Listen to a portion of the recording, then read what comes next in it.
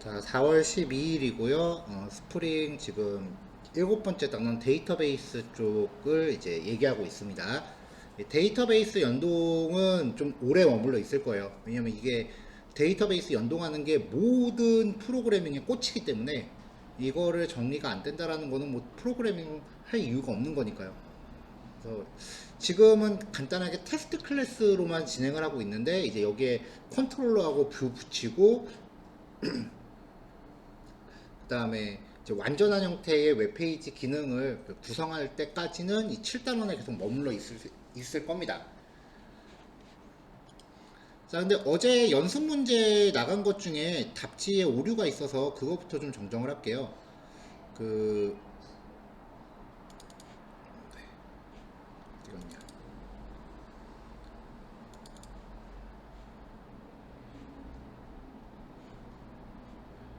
아, 이거 테스트 클래스구나.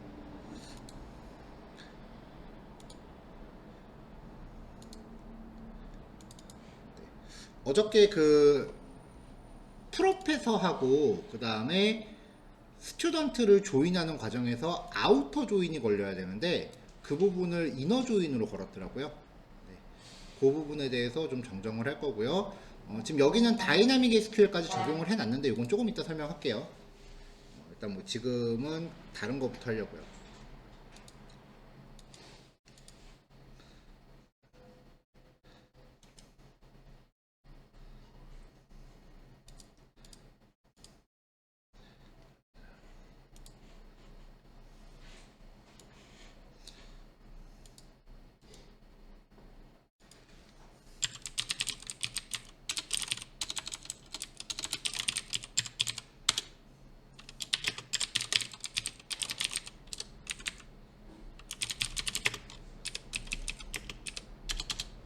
자, 어제 이제 코딩 예제하면서 이제 제일 문제였던 게 DTO, DAO 명칭이 겁나 헷갈린다는 거였어요. 저도 집에 가서 수업 예제하면서 나도 할 때마다 헷갈려요. 하면서 이게 이쪽 코딩하면서 입에 그 된소리 발음한 적이 한두 번이 아니라서 그냥 아예 우리만의 코딩 컨벤션을 정하려고 해요. 그래서 코딩 컨벤션을 정해놓고 앞으로 이 규칙 하에서 모든 네이밍이 들어갈 거고요. 어제 만들었던 DTO랑 DAO도 오늘 이름을 좀 바꿔서 진행하려고 합니다.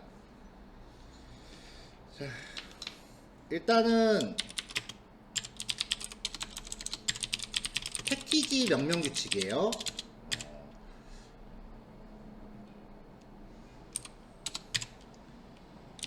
패키지 안에는 하나 이상의 클래스가 포함되므로 복수형으로 명칭을 하겠습니다.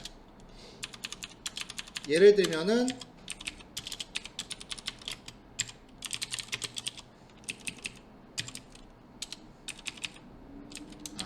사용예가 아니구나.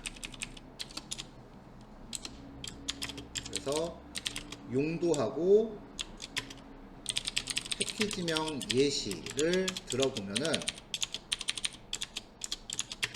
자, 먼저 이제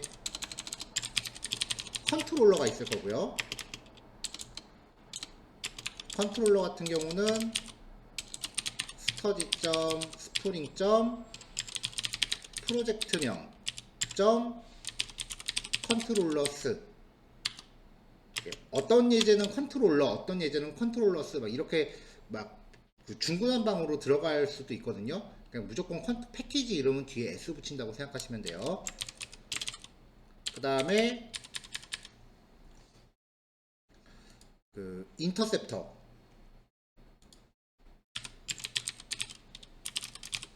자, 인터셉터도 인터셉터스. 그리고 또 뭐가 들어가더라.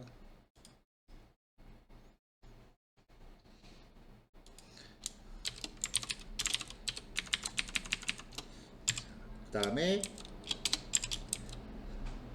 DTO 데이터 구조 정의하는 클래스였죠. 얘를 그냥 우리 종전처럼 매커라고 갈게요.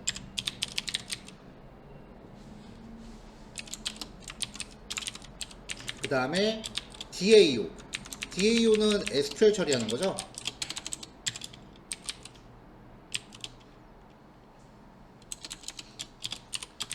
마이바티스라고 합시다. 아, 미안해요. DTO가 메퍼스가 아니고 모델스. 그 다음에 SQL 처리하는 애가 메퍼스. 그리고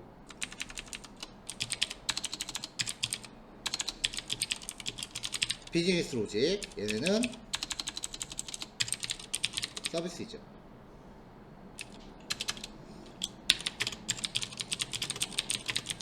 자, 클래스 명령 규칙은 기능을 파악할 수 있는 단어와 그 다음에 용도에 따른 패키지 이름을 단수형으로 조합하겠습니다. 그러니까 예를 들어서 컨트롤러 같은 경우는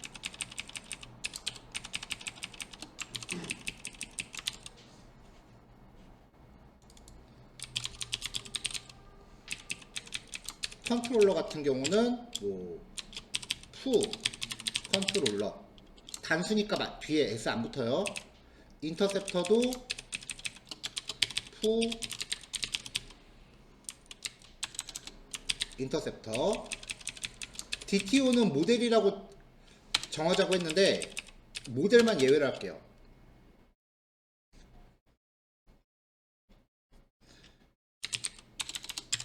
단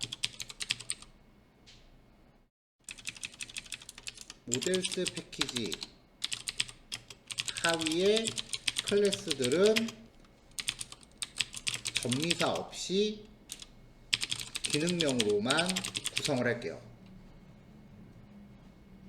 여기서 말한 전미사가 이거예요. 패키지 이름 단수형. 그래서 얘는 그냥 푸, 뭐 디파트먼트 뭐 이런 식이 되겠죠.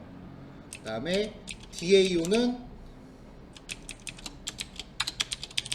푸 매퍼. 비즈니스 로직은 푸 서비스. 하나가 더 있어야겠죠. 비즈니스 로직 같은 경우는 비즈니스 로직에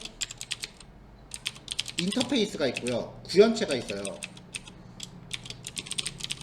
구현체는 그 서비스 안에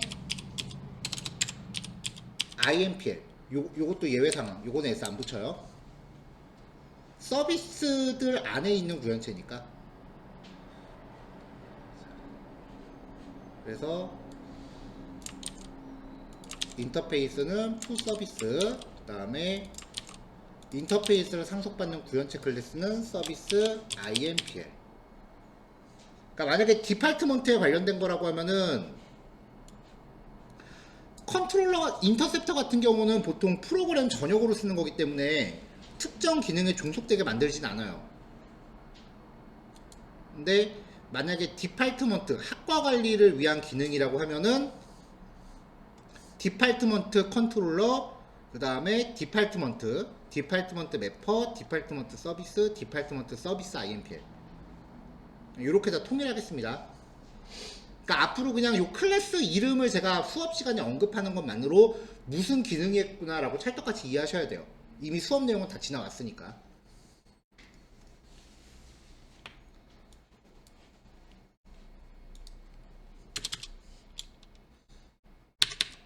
자, 그 다음에 그 매퍼 및 서비스의 매퍼 메서드 구현 규칙.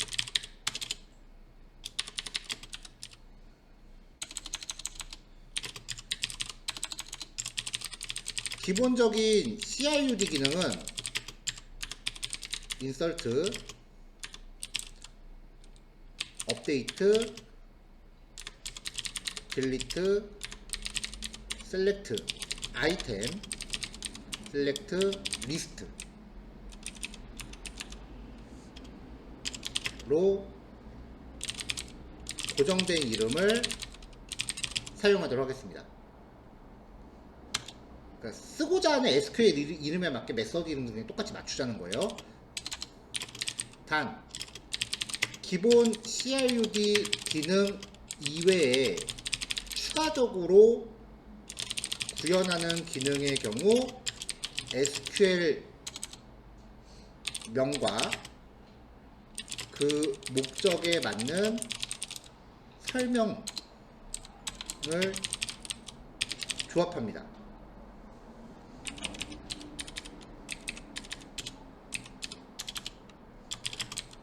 예를 들어 보면은 delete by dpkn 뭐 이런 식으로요. 우리 그 학과 지울 때 교수 테이블하고 학생 테이블 이런 거 만들었었죠. 네, 이런 식으로 들어갈 거고요.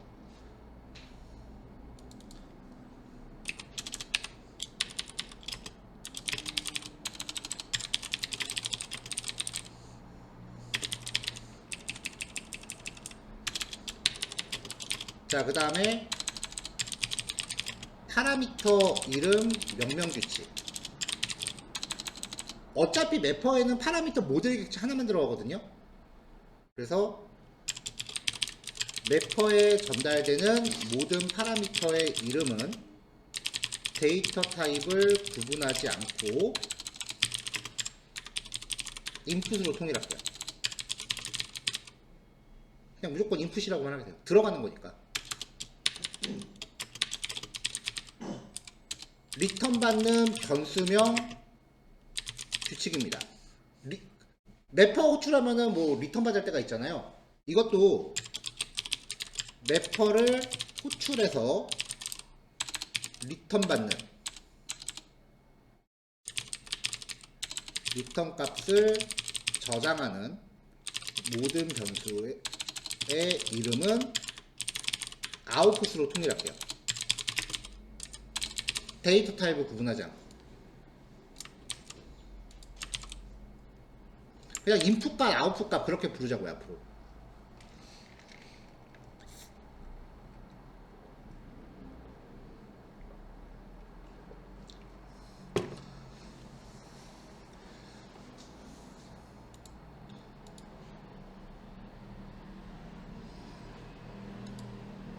자, 요 모든 규칙을 매퍼와 서비스에 동일하게 주겠습니다.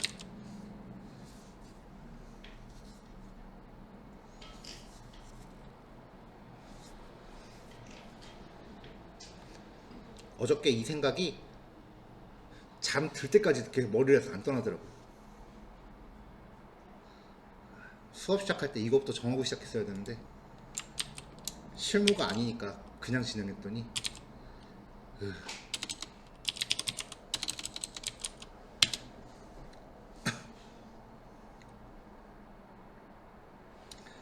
자, 그럼 일단 규칙을 이제 제가 파일로 보낼 건데, 그럼 이제 우리가 그 변경 작업을 해야 되잖아요. 자, 일단은 비주얼 스튜디오 코드에 열려있는 이 편집기 창을 다 닫으세요. 파일 창을 다 닫으세요.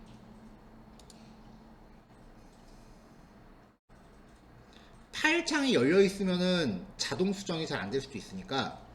그 다음에 이거 비주얼 스튜디오 왼쪽에 트리에서 F2키 누르면 파일 이름 바뀌어요. 파일이나 폴더 이름을 F2키 누르면 바꾸거든요. 그렇게 해서 일단 이 패키지 이름들만 먼저 바꾸세요. 컨트롤러스, 인터셉터스, 매퍼스, 모델스, 서비스즈.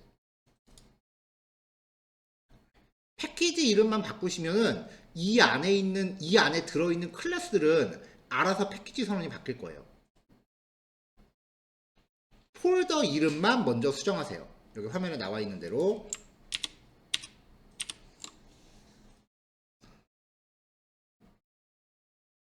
컨트롤러스, 인터셉터스, 매퍼스, 모델 서비스즈. 이렇게 해서 얘네들에 대한 그 기능 이름들만 먼저 바꾸세요.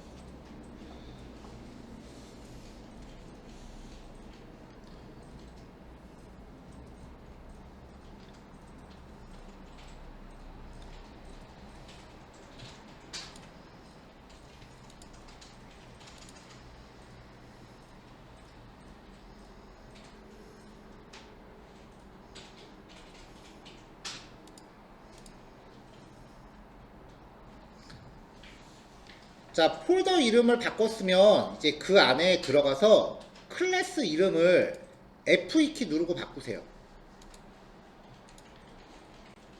자, 근데 바꿀 때 조심하셔야 되는 게 파일을 한 번만 클릭하면은 여기 이렇게 기울인 꼴로 열려요. 이거는 완전히 그 파일을 연 게 아니에요. 그래서 다른 거 선택하면 이렇게 바뀌거든요. 이거는 단순히 그냥 뷰어 모드고 더블 클릭하면은 여기 이렇게 완전히 올곧게 열리죠. 이거는 진짜 파일이 열린 거예요. 이 상태로는 파일 이름 바꾸면은 클래스 이름 소스상에 반영이 안 될 수도 있어요. 그러니까 더블 클릭하지 말고 그냥 한 번만 클릭해서 F2키 눌러서 클래스 이름들 안 맞는 거 있으면 다 똑같이 맞추세요, 지금. 자, 일단 컨트롤러스, 인터셉터스, 매퍼스 얘네들만 제가 오픈할게요. 나머지는 한꺼번에 확인이 안 되니까.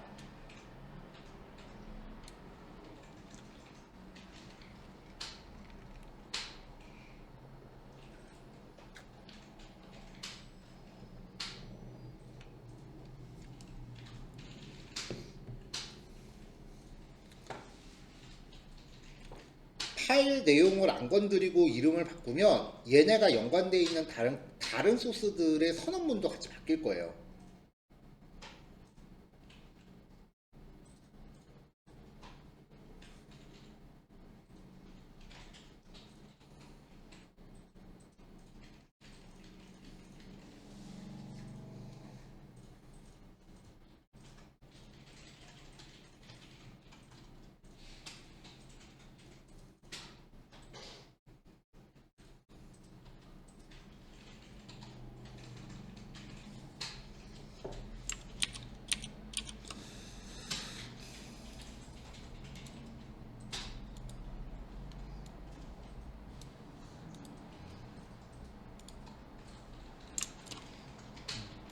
그러지 말고 요거를 스크린 캡처 떠서 주는 게 낫겠다.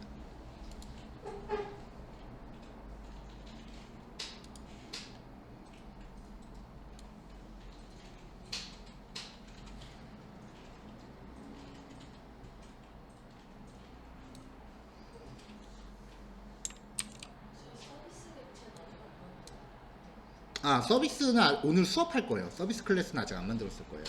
서비스는 오늘 수업할 거니까. 자, 폴더 구조 제가 스크린 캡처 떠서 단톡방에 올렸으니까 화면상에서 이제 보기 힘드신 분들은 이렇게 확인하시면 되고요. 서비스는 오늘 진도 나갈 거니까 이따 해도 되고, 모델까지 해놓으세요. 만약에 없는 파일이 있으면 오늘 수업 나가야 되는 거니까 그냥 미리 빈 파일만 만들어 놓으세요.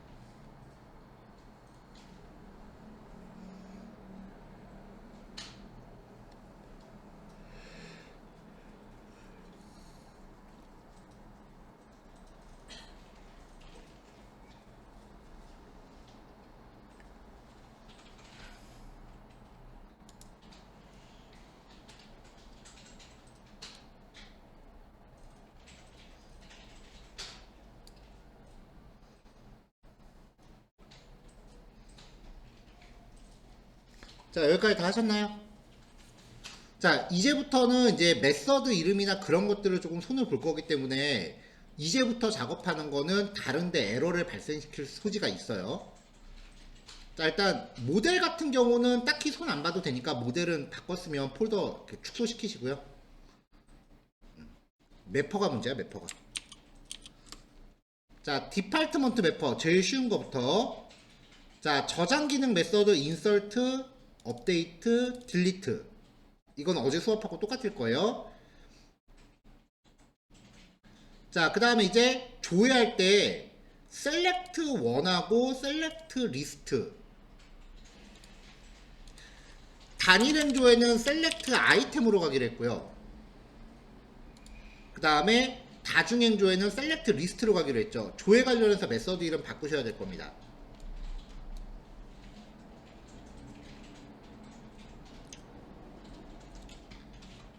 자, 요 규칙대로 다른 매퍼들도 한번 확인해 보세요.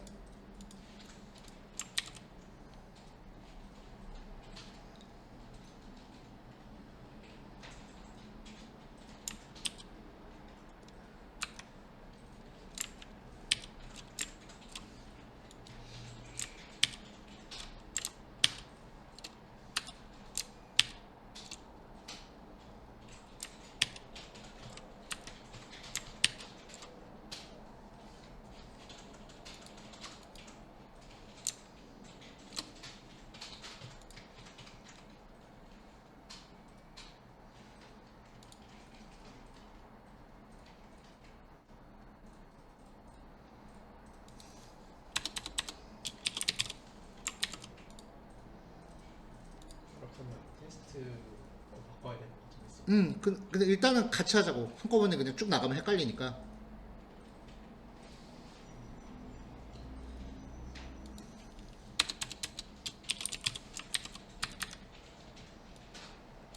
자, 각 메서드들의 순서는 뭐 별 상관없어요.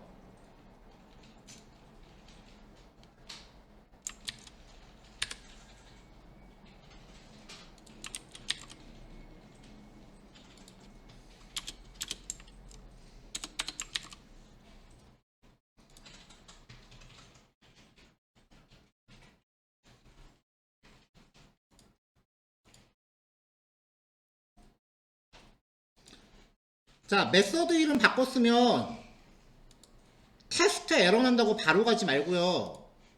파라미터 이름 체크하세요. 파라미터 이름 아까 입력 파라미터 전부 인풋으로 바꾸기로 했죠. 그리고 파라미터 데이터 타입 클래스 이름도 그 뭐냐 클래스 이름이 잘 바뀌었는지 확인하세요. 아까 클래스 이름에서 우리가 DAO를 뺐잖아요. 그럼 여기도 똑같이 반영이 돼 있어야 돼요. 안 돼 있으면 직접 수작업으로 고치세요. 파라미터 이름은 전부 인풋으로 바꾸기로 했습니다.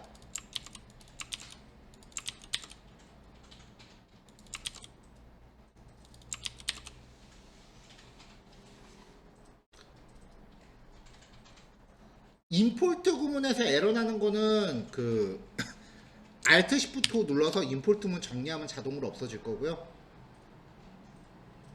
파라미터 이름 인풋으로 다 바꾸세요.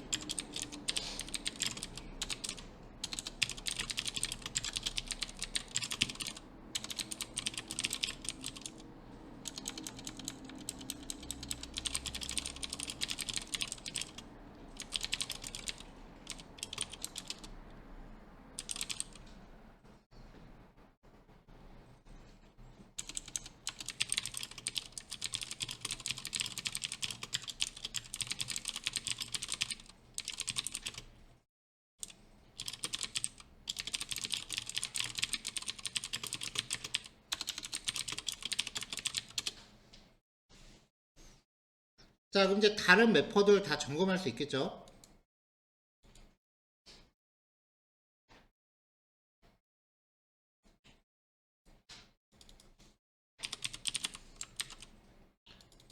파라미터 이름들 체크하세요. 이거 지금 체크 해놔야 앞으로 자동 완성 기능 쓸 때 편해요.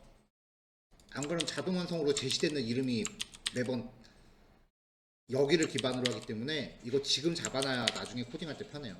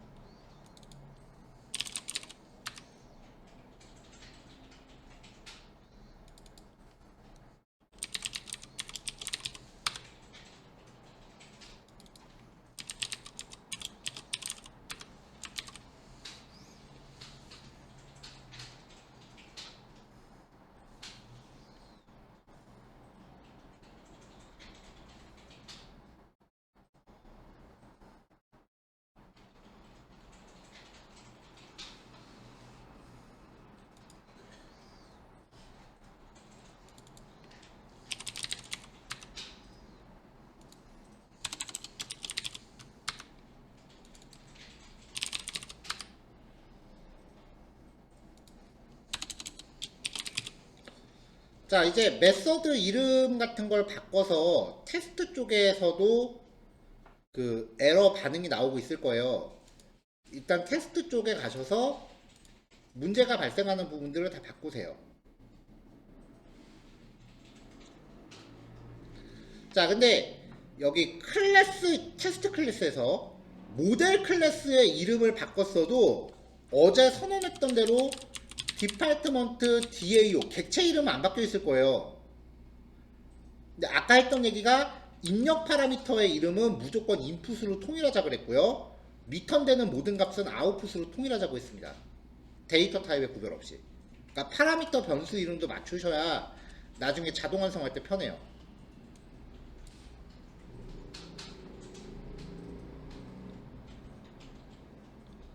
그리고 여기 매퍼 객체 이름도 디파트먼트 DAO 이렇게 만들어 놓은 게 그대로 있을 거예요. 이것도 클래스 이름에 이렇게 맞춰서 해주세요.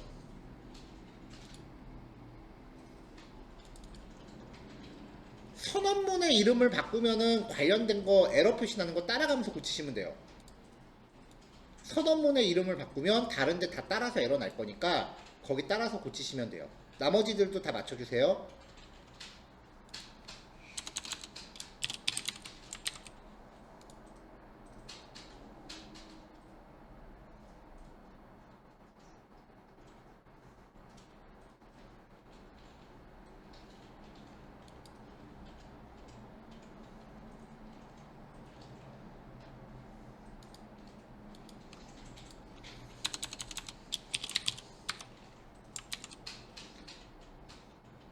메서드 이름은 굳이 안 바꿔도 됩니다.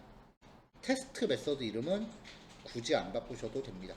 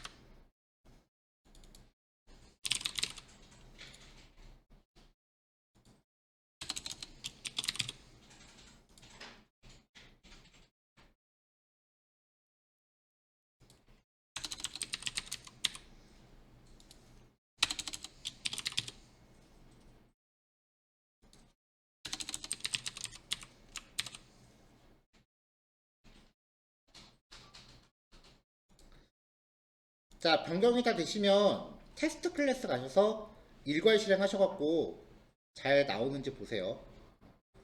코드상에 에러가 없는 것 같아도 뭔가 잘못 고쳐서 에러 나는 데가 분명히 있을 거예요.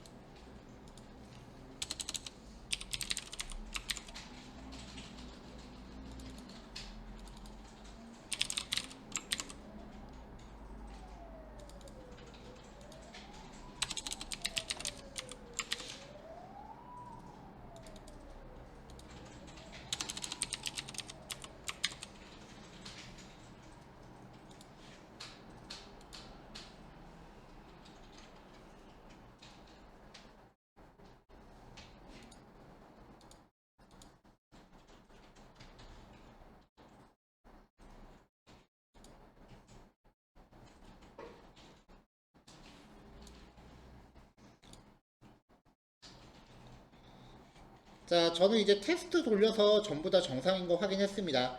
테스트를 이제 돌리셔갖고 여기 위에 프로젝트 이름으로 된 거 누르시면 그 안에 있는 모든 테스트가 일괄 실행돼요.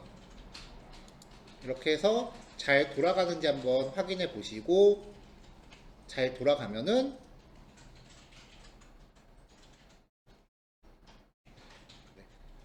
잘 돌아가면 이제 다음 내용 진행할 준비가 다 된 겁니다. 자, 지금 35분인데요. 50분까지 마무리하세요. 10분 쉬었다가 3시부터 서비스 계층 추가해 봅시다.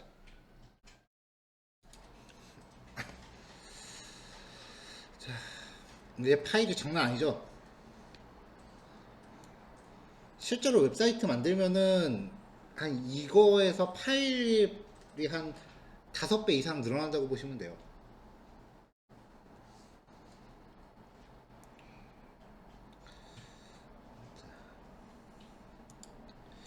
자, 테스트에요. 그 데이터베이스 밑에 매퍼스라는 패키지 폴더 하나 더 만든 다음에 기존의 테스트 파일들을 그 안으로 밀어 넣었어요. 왜냐면 오늘 우리가 서비스를 할 거기 때문에 구별하려고요.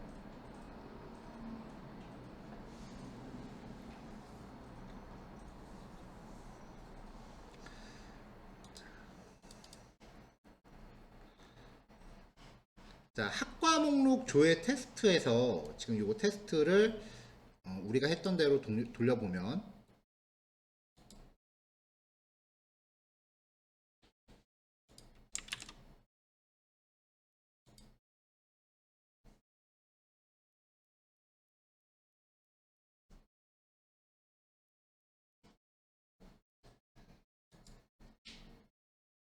셀렉트 리스트 디파트먼트.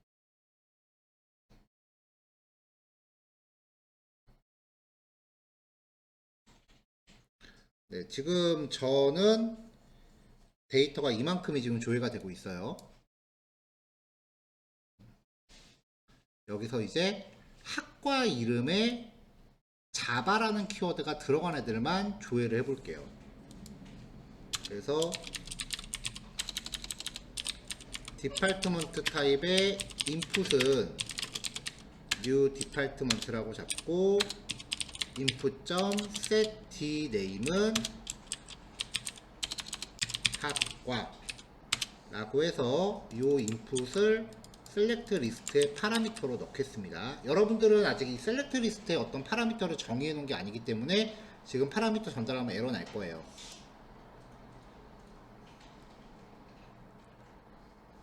아, 이거 학과가 아니라 자바로 하기로 했죠.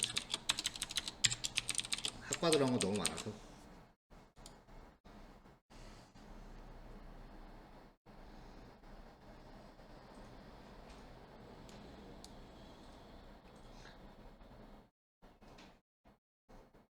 자, 이렇게 자바라는 학과가 들어간 항목 하나만 표시되는 거 확인할 수 있고요. 여기 SQL문 보면은 dname, like, 그 다음에 자바라는 키워드 이렇게 만들어져 있는 거. 우리 전에 했었던 그 쿼리문이 나왔죠. 이걸 위해서 이제 다이나믹 SQL을 어떻게 하는지 그 부분을 볼 거예요.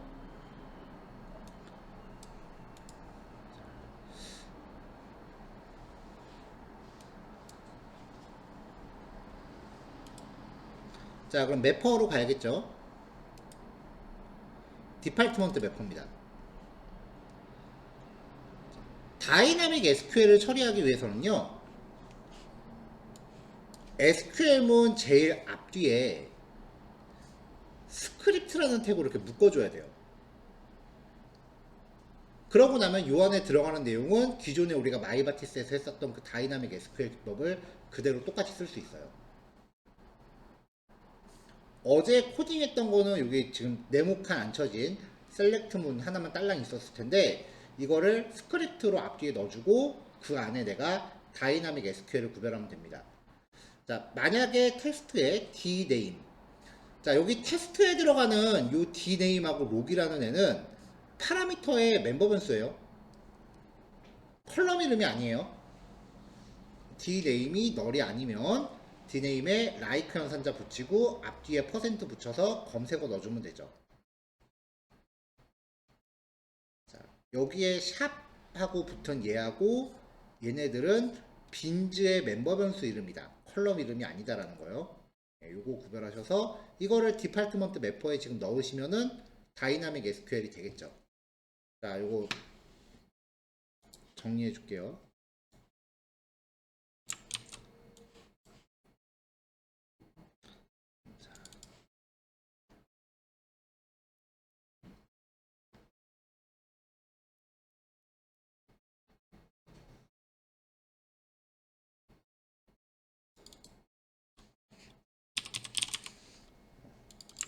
빈즈 파일도 우리 변경한 내용에 맞게 맞춰야죠. 리턴도 무조건 아웃풋으로 맞기로 했죠.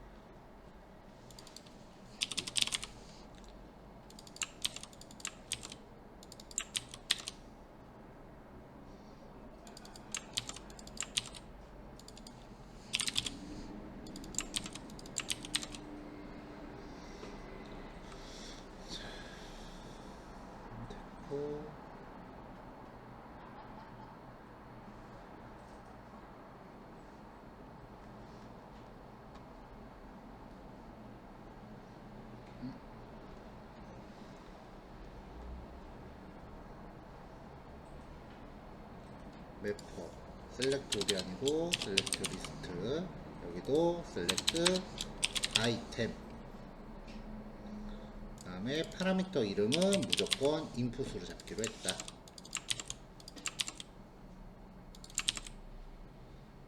자, 매뉴얼도 수정을 했어요. 자, 그럼 이제 다이나믹 SQL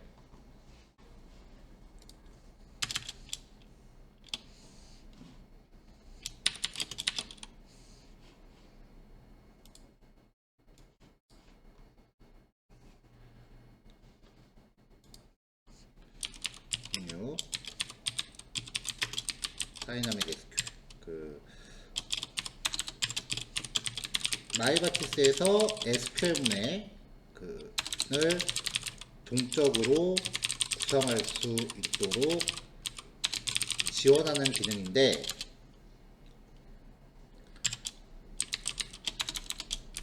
SQL문의 스크립트 태그로 감싸야 됩니다.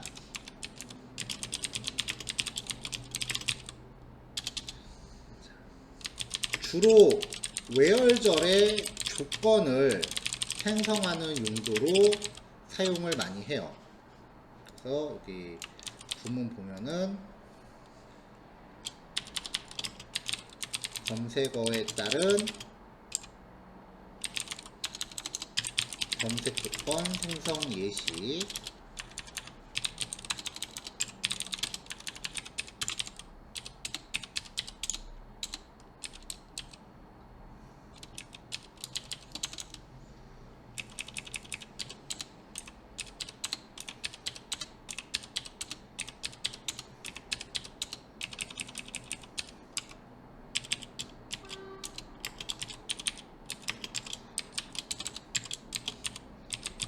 다이나믹 SQL이 시작됨을 알린 거고요. 여기는 다이나믹 SQL이 종료됨을 알린 거고, 자, 여기가 검색 조건 동적 구성 시작, 여기는 검색 조건 동적 구성 끝.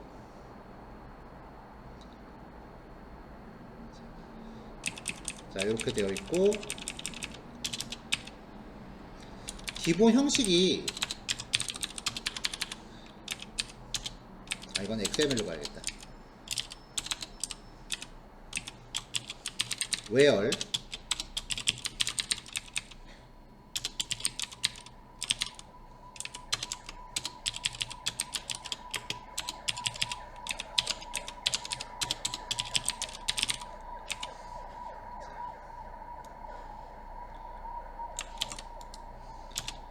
자, if 들어가는데 여기 테스트, 여기 dname이라고 들어가는 거는 그 모델 객체의 멤버 변수명, 멤버 변수로 들어가셔야 돼요. 필드 이름 아니에요. 여기 또 모델 객체 멤버 변수, 이거는 테이블 컬럼명. 요거 구별하셔야 돼요. 요거 되게 헷갈려요. 보통 모델 멤버 변수랑 컬럼 이름을 똑같이 맞추기 때문에 대부분은 똑같이 들어가면 되는데, 만약에 셀렉트 하면서 별칭 썼다 그러면 이제 얘기가 좀 달라져요. 자, 요거는 이제 디파트먼트 매퍼를 이렇게 수정하시면 되니까 요거는 될 거고요.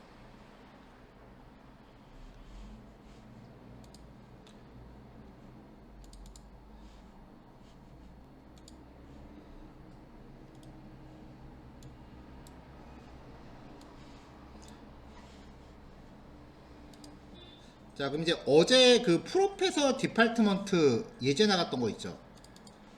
자, 여기에서 이제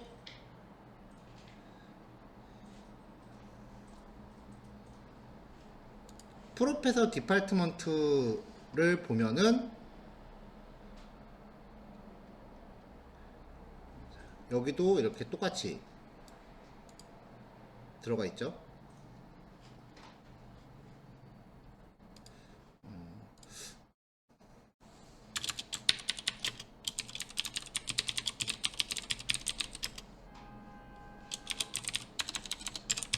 자, 그 PDF 파일 다시 한번 보여드릴게요. 디파트먼트 매퍼.자바에서 수정한 거고, 디파트먼트 프로페서 매퍼.자바도 수정을 할게요.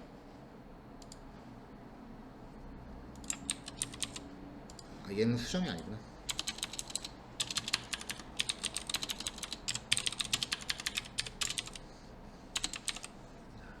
자, 여기는 보면은 그 프로페서 테이블에 있는 네임 컬럼이랑 디파트먼트 테이블이랑 그 네임 컬럼이 이름이 겹치지 않아서 이게 셀렉트 하면서 별도로 as로 별칭 붙인 건 없어요. 그래서 여기서는 좀 헷갈릴 게 없는데,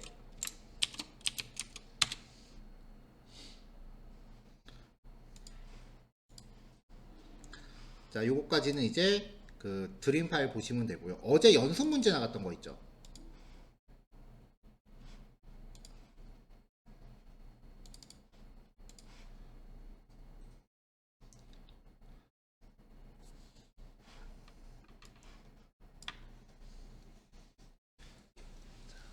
어제 연습 문제 나갔던 거 보면은 여기 프로페서 스튜던트 테이블의 네임하고 프로페서 테이블의 네임이 컬럼 이름이 겹쳐요. 그래서 어떤 컬럼의 그 네임 컬럼인지를 적어줘야 돼요. DEPTNO도 여기저기 겹치니까 넣어주고, 프로프NO 이것도 학생 테이블하고 교수 테이블하고 컬럼이 겹쳐요. 그래서 앞에 이렇게 걸어줘야 되고요. 그 다음에 교수 이름 같은 경우는 pname, p.name. 근데 얘도 그냥 name이라고 하면은 스튜던트랑 name이 겹치잖아요. 그래서 여기에 pname을 걸었다고요. dname은 사실 앞에 d점은 필요 없겠네. 자, 그럼 여기가 만약에 내가 이름을 받아서 학생 이름으로 검색하고 싶다면은 s.name이라고 걸어야 되는데, 혹은 교수 이름으로 검색을 하고 싶다라고 하면 그때는 p.name으로 걸어야 돼. pname으로 걸어야 돼요. 근데 얘는 모델의 멤버 변수라고 그랬죠. 그러니까 여기는 그냥 멤버 변수 이름으로 적어야죠. 뭐 p.name이라느니 pname이라는 그게 아니에요. 출처가 다르기 때문에 이거 헷갈리시면 안 돼. 얘는 저기 밑에 모델에서 끌고 오는 애야. 얘도 모델의 멤버 변수기 때문에 저기 밑에 파라미터로 전달된 인풋 객체에서 끌고 오는 거예요.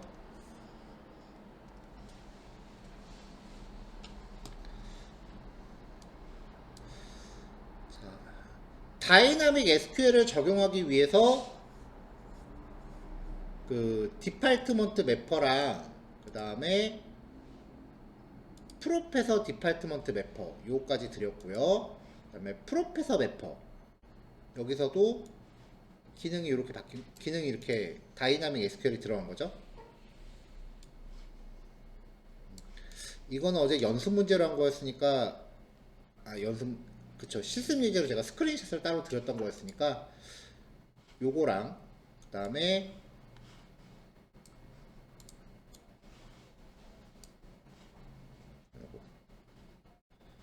얘랑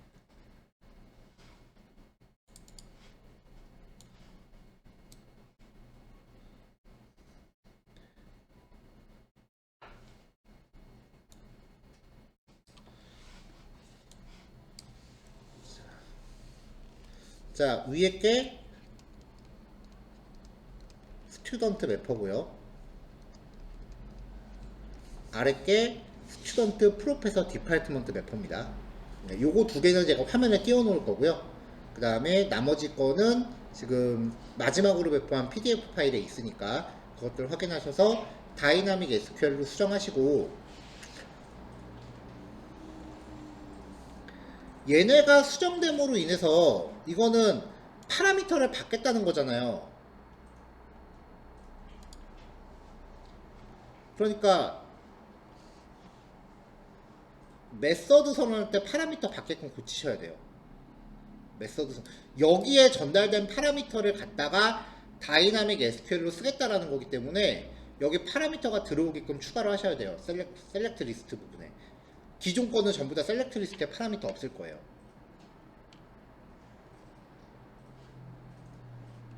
자, 모든 셀렉트 리스트에 적절한 모델 객체에 대해서 파라미터 인풋으로 선언하시고요.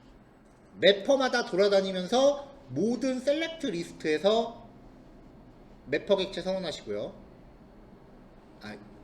인풋 객체 선언하시고, 그 다음에 SQL 문들을 적절히 고치시면 됩니다. 자, 요거 하시는 동안 잠깐 기다릴게요. 10분이면 되죠? 네, 3시 10분에 시작할게요.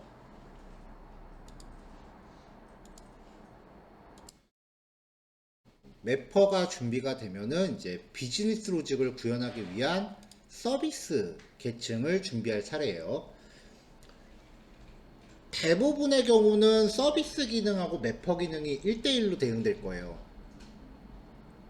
근데 한 30% 정도는 서비스 안에서 매퍼 두세 개를 묶어서 실행해야 되는 경우가 생겨요. 이제 그런 경우를 대비해서 이제 만드는 거예요. 자, 먼저 디파트먼트 서비스입니다.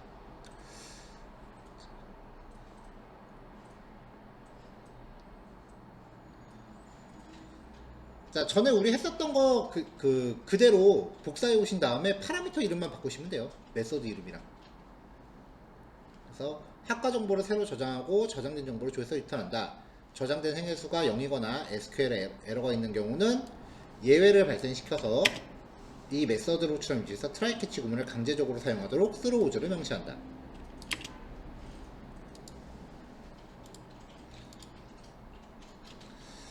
자, 학과 정보를 수정하고 수정된 정보를 조회해서 리턴한다. 수정에 영향받은 행수가 없거나 SQL에 에러가 있는 경우는 예외, 이것도 마찬가지죠.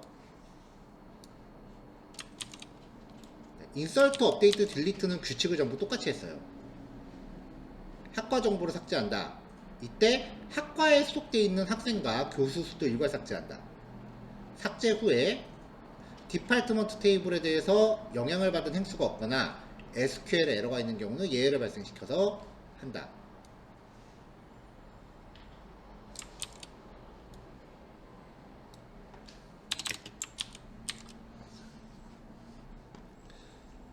자, 이렇게 이제 기능들을 처리했죠. 그 다음에 하나의 학과 정보를 조회해서 리턴한다. 셀렉트 아이템. 그 다음에 학과 목록을 조회해서 리턴한다. 셀렉트 리스트.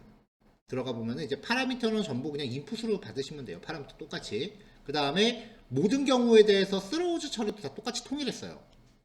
이렇게 통일하면은 다음부터는 주석은 어쩔 수 없이 달아줘야겠죠.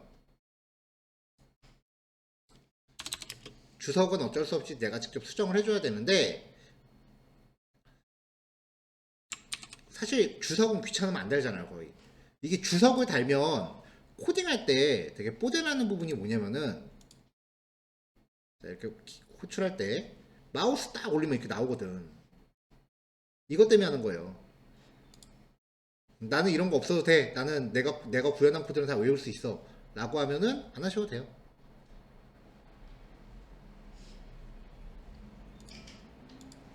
만약에 인설트 쪽에 주석이 없다. 그러면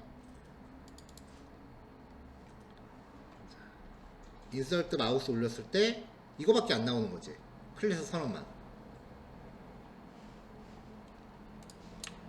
이제 이렇게 해놓으면은 주석을 읽어서 말풍선 올렸을 때 쭉 나오는 거죠. 내가 이걸 왜 만들었는지 정도는 필기해 놓으면 코드 추적이 쉬워요.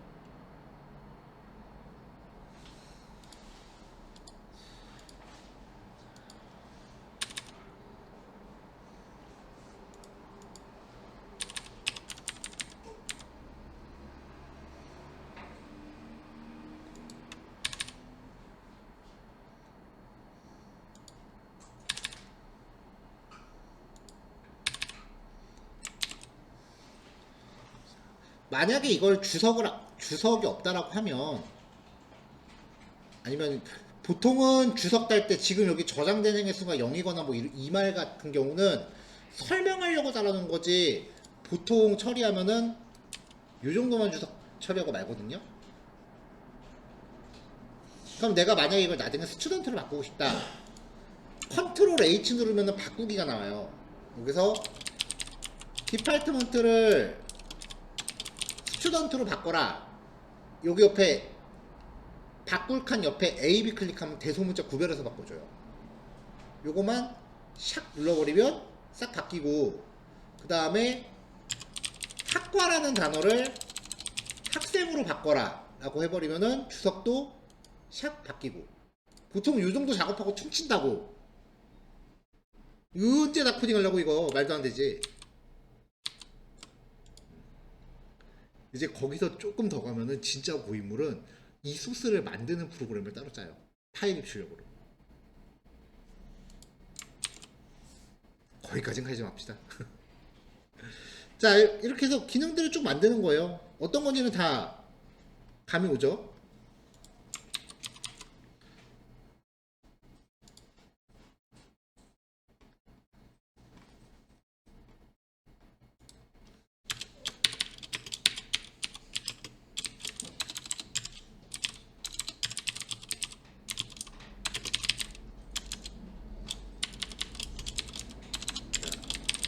디파트먼트 서비스 자바입니다. 자, 이미 예전에 우리가 실습했던 내용들이에요. 메서드 이름하고 파라미터 이름만 맞췄지, 저도 이거 그냥 예전에 실습했던 거 복사해서 갖고 온 거거든요. 그러니까 만약에 전에 해놨던 거 있으시면 그냥 갖고 오세요. 자, 그럼 이제 요 인터페이스에 대한 구현체가 필요하잖아요. IMPL 쪽에서. 여기 기존 소스 갖고 오긴 했는데, 갖고 오고 나서 그냥 주석 다 지워버렸어요. 인설트를 해. 그럼 몇 개의 데이터가 인설트 됐는지 리턴 될 거 아니에요. 이게 0이면 에러 발생. 업데이트. 수정을 해. 수정된 데이터가 없으면 에러 발생. 그 다음에 딜리트. 일단은 학생 지우고 교수 지워요. 근데 학과에 소속된 학생이 한 명도 없거나 소속된 교수가 한 명도 없다라고 해서 그거를 에러 상황으로 치지는 않습니다. 물론 그런 경우는 거의 없겠지만 그러지 말란 법도 없기 때문에 요 두 가지는 삭제된 데이터가 없어도 에러를 안 쳐요. 대신에 삭제하려는 학과 자체가 없는 경우는 에러를 쳐야죠. 자, 그 다음에 데이터 조회랑 데이터 목록 조회는 그냥 조회한 거 다이렉트로 리턴했어요.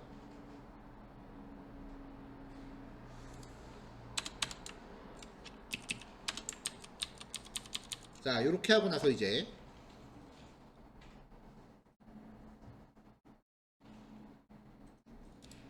디파트먼트 서비스 그 인터페이스 구현체 디파트먼트 서비스 impl.java. 자, 이렇게 들어갑니다. 여기까지는 뭐 별 문제 없죠. 자, 테스트를 위해서 테스트 폴더 안에 아까 매퍼스에다 다 모아놓으라고 말씀드렸죠. 그리고 서비스즈라는 폴더를 하나 새로 만들어서 디파트먼트 서비스 테스트라고 만들었어요. 그래서 얘네들은 호출할 때 보면은 인설트만 먼저 한번 해볼게요. 자, 아웃풋은 위쪽에 서비스 객체 이렇게 객체 주입 선언하시면 돼요. 그럼 얘가 안에서 매퍼도 다 만들어. 매퍼를 왜 다 만드냐면은 서비스 IMPL 만들 때요, 여기에 필요한 매퍼를 주입받도록 설정했어요. 서비스 쪽에. 그럼 일단 이 안에 매퍼가 다 들어있는 거니까 우리는 서비스만 호출하면 된다고요. 이게 어떤 느낌이냐면은, 여러분도 혹시 옛날에 그런 경험 있는지 모르겠네.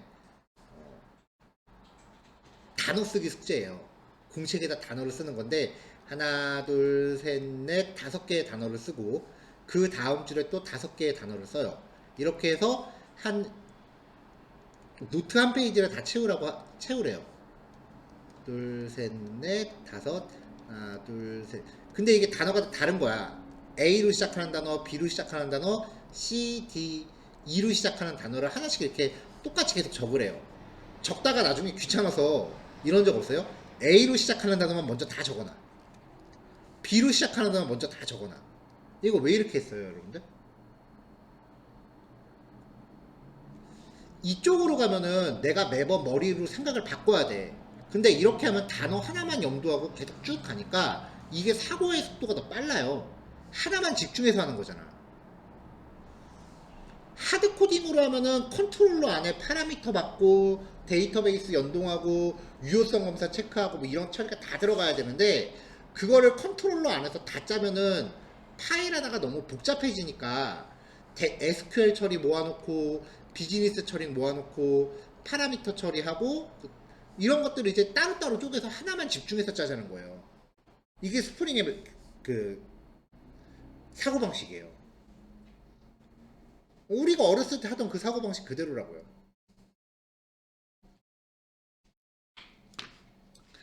자, 그래서 여기서 디파트먼트 서비스 점 인설트 파라미터 무조건 인풋. 여기에 자동 완성되는 거는 우리가 선언해놨던 이름을 가져오는 거예요. 그러니까 이 모든 이름 맞추라는 거예요. 그럼 덜 고치잖아. 네이밍을 다 똑같이 통일하면은 손이 되게 적게 들어가요. 자, 이렇게 하고 난 빨간 줄 겁니다. 왜냐? 여기 스로우즈 만들어놨죠. 마우스 올려서 빠른 수정 누르면은 서라운드 위드 트라이 캐치 들어가요. 그럼 이렇게 들어가잖아요. 자, 투두는 빼세요. 안 빼도 상관없긴 해. 어차피 주석이니까. 자, 근데 이렇게 하면은 이제 별 문제가 없으면 여기서 결과 출력해야 되죠. 결과 출력하려면 얘가 어떻게 돼야 돼? 선언이 밖으로 빠져야죠. 자, 선언을 밖으로 빼고 여기서 이렇게 들어갑니다. 자, 그럼 만약에 실행하다가 에러 나면 캐치해서 에러 처리하죠. 계속 진행할 거 아니야. 그래서 여기서 그냥 log.debug 라고 하면서 output 콜론 플러스 output.toString 이렇게 하면은 에러 나요. 왜냐? 이게 왜 에러 나는 거냐면은 마우스 올려보면 the local variable output may not have been initialized. 로컬 베리에이블이라는 건 지역 변수예요. 지역 변수 아웃풋이 may 아마도 초기화되지 않을 수도 있다. 여기 잘 실행하다가 여기서 SQL에서 에러 났어. 그러면은 아웃풋의 할당은 차마 못하고 캐치로 뛴다고요. 그리고 들어가잖아요. 그러면은 에러가 났을 때는 얘를 갖다 쓰는 게 아니라 선언했던 걸 그냥 갖고 써야 된다고요. 할당한 적 없죠. 그러니까 할당도 안 된 객체 갖다가 메서드 호출하면은 이거는 말도 안 되는 코드가 돼버리니까 얘가 초기화되지 않을 가능성이 있으니까 여기에 뭐라도 박아 넣으라는 거야. 근데 저는 이게 되게 웃긴 게, 그럼 여기다가 뭐라도 new 해갖고 넣으란 얘기잖아요. 근데 너래도 된다? 너를 해버리면은 에러가 나요. 여기서 에러가 났어? 이거 안 하죠. 캐치를 끼고 일로 갈 거 아니에요. 빨간 줄이 지금 노란 줄로 없어졌죠. 에러 아닌 걸로 받아들여요. 어차피 널을 메서드 호출하면 널 포인트 익셉션하는 거 똑같은데. 얘가 똑똑하려고 하다가 말았어. 물론 여기 마우스 올려보면은 널 객체에 접근할 가능성이 있다라고 경고를 내긴 합니다. 근데 내 말은 이건 널 아니냐고. 그래서 저 노란 줄이 찝찝하면 if 아웃풋이 널이 아닐 때만 처리해라 라고 하나 넣어주셔야 돼요. 이런 맥락으로 만든 거예요. 수정 쪽도 널로 초기화하고 호출하고 널이 아닐 때 결과 출력. 삭제 테스트도 결과 똑같이. 근데 삭제는 별도로 리턴 받는 게 없어요. 리턴 받을 필요가 없어요. 그 다음에 하나 조회. 얘는 디파트먼트 받아야 되죠. 그리고 학과 목록. 목록은 단목문 돌려야 되죠. 그쵸? 여기서 조회하면은 목록이 나오니까 여기는 학과라는 키워드가 들어간 애들을 검색했습니다. 자, 이렇게 하면 이제 목록 조회가 떨어집니다.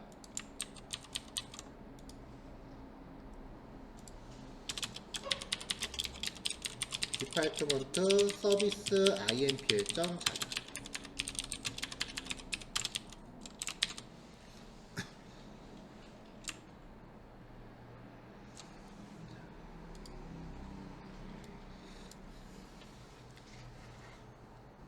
웹사이트 프로젝트를 시작을 하면은요, 먼저 우리 뭐 만들까 아이디어를 모으겠죠. 이 과정을 기획이라고 합니다. 이 단계에서 요구사항 정의서라는 게 나와요. 만들고자 하는 기능들을 그냥 리스트업 한다고 보시면 돼요. 그리고 목업이라는 게 나와요.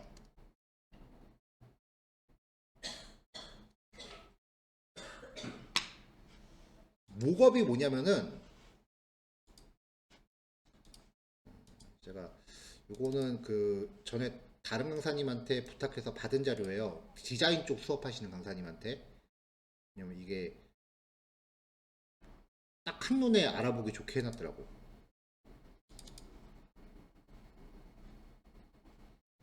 어디 갔지? 잡다구리에 넣었나? 자, 뭐 만들지 처음에 이렇게 스케치를 해요. 스케치를 하고 이 스케치를 뭐 파워포인터가 됐건 뭐가 됐건 이렇게 대략 도형화를 한 다음에, 여기에는 지금 차이가 뭐냐면 얘는 평상시, 메뉴 평상시, 그리고 메뉴에 마우스 올렸을 때 변화되는 거, 이렇게 대충 글자 들어갈 부분도 이렇게 대충 해놓고 나중에 조금 디테일하게 그 부분 글자를 담아놔요. 이렇게. 이거를 목업이라 그래요. 혹은 와이어프레임이라고도 불러요. 이걸 보통 이제 기획단에서 작업을 합니다.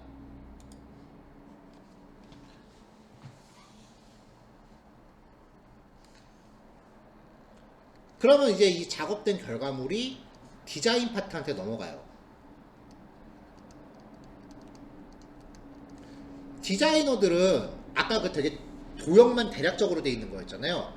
그걸 보고 목업을 가지고 그 포토샵 PS라고 보통 써요. 포토샵으로 그 실제 그림을 그려요.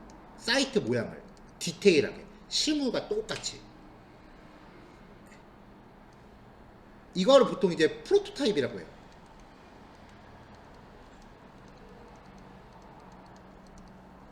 실제로 코딩을 한 게 아니라 그냥 그림으로 웹사이트를 표현한 거예요.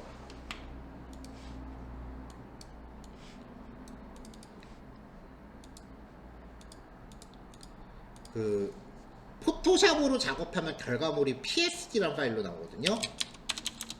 PSG 웹디자인 뭐 이렇게 검색을 해보면 뭐 온라인으로 무료 파일도 다운받을 수 있고 누군가 만들어 놓은 것들 이렇게 무료로 올려놓기도 하는데 보통 이제 포토샵으로 이렇게 그리는 거예요. 실제 웹사이트 모양을 이걸 그려요. 근데 우리는 저거 해줄 사람 없어요. 그래서 우리 여러분들이 만드는 프로젝트는 그렇게 이쁘진 않을 거야. 자, 그럼 이제 요거를 만든 사람들이 이거를 이제 프로토타입으로 하면은 결국은 최종적으로는 JPG 이미지 파일로 나와요. 이 이미지 파일을 퍼블리셔한테 보내요. 뭐 퍼블리셔 프론트엔드 엄밀히 말하면 좀 결이 다르긴 한데 우리한테는 뭐 크게 뭐 차이 없어요. 얘네들은 JPG를 보고 그 이미지를 보고 이거를 HTML 코딩을 하는 거야. 여러분들이 HTML 코딩 직접 안 할 거예요. 회사 가면 적어도 자바 웹 개발자면 여기에 CSS로 디자인을 넣을 거고요. 그리고 자바스크립트로 스르륵 효과 같은 것도 넣어줄 거예요. 그럼 이 파일을 이제 여러분들한테 줘요. 웹 개발자한테. 이 사람들이 만들면 확장자는 HTML 파일이 나와요. 이걸 여러분들한테 전달하면 여러분들은 HTML의 확장자를 JSP로 바꿔요. 그 다음에 그 사이사이에 JSTL 코드를 끼겨 넣는 거야. 실제로 실무 가면 여러분들한테 완성된 HTML 파일이 주어질 거예요. 그 파일을 보고 사이사이 적재적소에 자바 코드, 즉 JSTL을 넣어야 되는데 지금 우리는 HTML 간단하죠. 근데 그때 여러분들이 받는 HTML 파일은 1, 2천 라인은 우습게 씹어먹을 거예요. 디자인이 복잡하니까 실무잖아. 몇백 라인 갖다 말도 안 돼. 몇천 줄은 우스울 거예요. 네이버 메인 HTML 코드가 10,000줄이 넘어요. 거기에 내가 자바 코드를 사이사이에 집어넣으려면은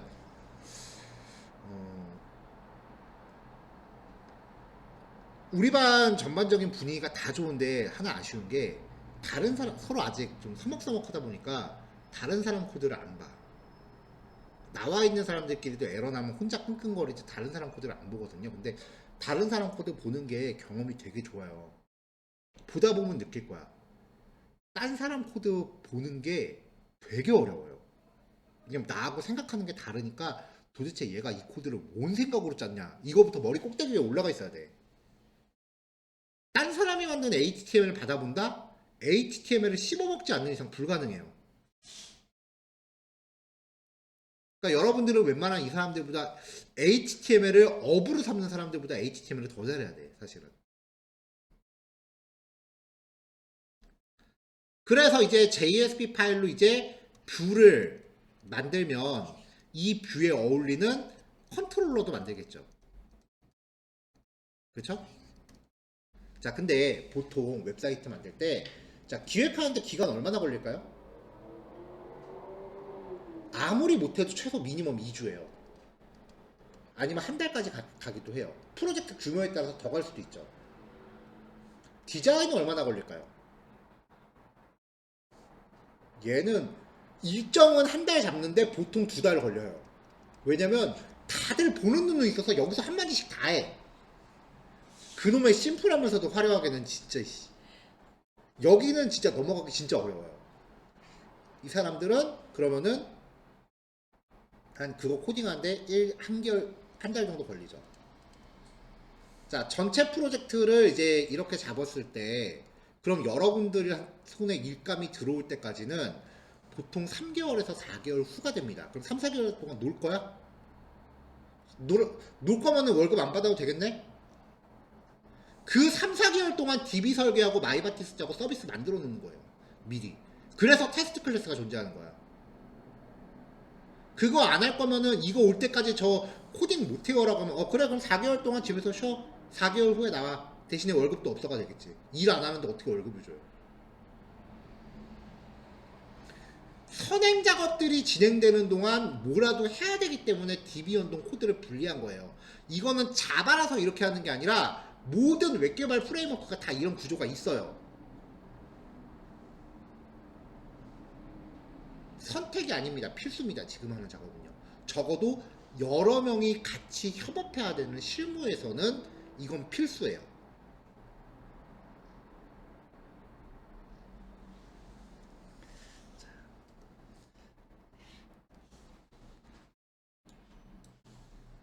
자, 우리나라 웹사이트 만드는 게 되게 우리나라 모든 산업이 마찬가지긴 할 텐데 되게 웃긴 게 하나 있어요. 여기서 이제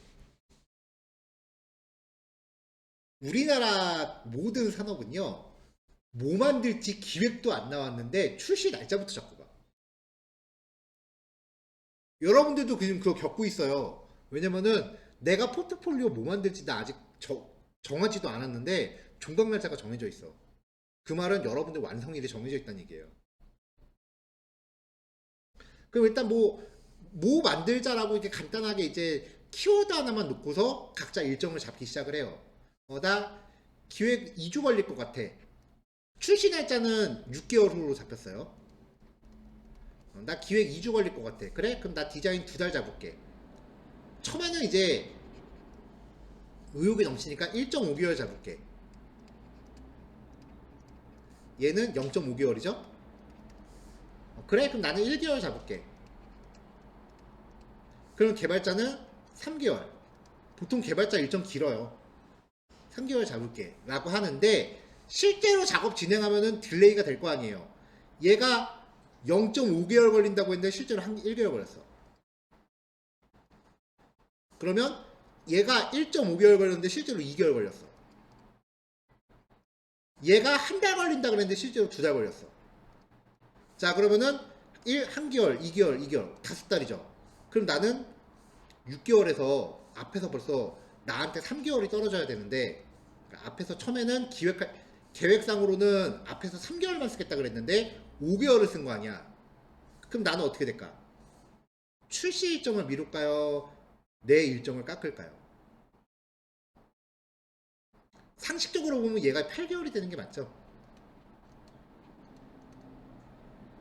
이거는 인성님이 경험이 있으니까 어떨 것 같아요? 개발자를 갈겠지. 얘가 1개월이 돼요. 어느 산업 현장이건 다 그래요. 개발자라서 그런 게 아니라 그래서 이따위가 되면 이제 개발자가 막판에 야근이 몰려요. 근데 이게 장단점이 있어.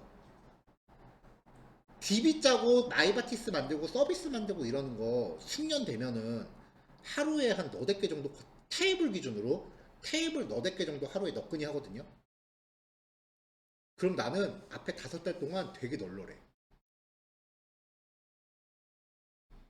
그러니까 3개월 동안 빡세게 3개월 동안 평이하게 일하느냐, 그 다음에 2달 동안 아무것도 안 하고 놀고 한 달 동안 몰아서 팍 일하느냐. 이거는 호불호가 좀 갈리는 문제예요. 저 같은 경우는 후자거든요. 2달 동안 그냥 설레설레 그냥 10시 출근하고 5시 퇴근하고 한 달 동안 그냥 회사에서 먹고 자겠다. 저는 주로 그 패턴이었어요. 사고방식이 그래요, 저는. 그래서 저는 이게 되게 재밌었는데 이게 재미있고 재미없고는 사실 개인 성향이 더 강한 것 같아요.